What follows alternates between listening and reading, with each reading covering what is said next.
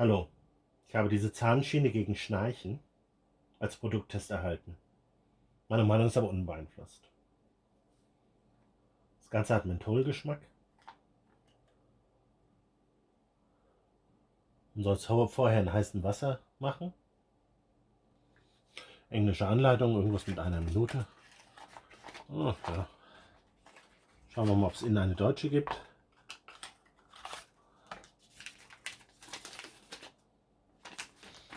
Hier ist eine deutsche Anleitung, werde ich mir gleich mal durchlesen.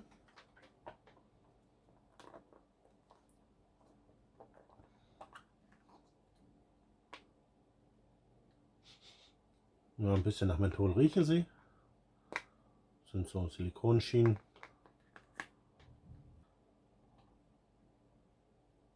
Sieht jetzt nicht besonders gut aus, aber schauen wir mal.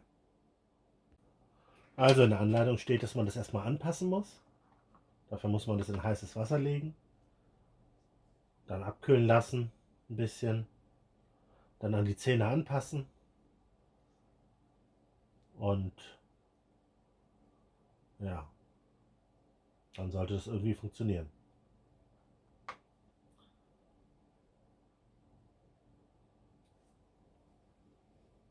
Ja, nach der Prozedur hat man einen schönen Zahnabdruck.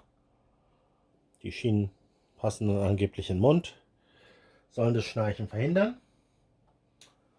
Bei mir führen sie zu einem Würgereiz, aber wer sowas haben möchte, kann sich es gerne kaufen. Ja, ich würde mich auch freuen, wenn ihr den Kanal abonniert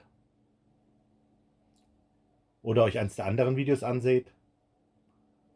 Kommentare sind auch erwünscht. Und ich danke dafür, dass ihr euch das Video angesehen habt.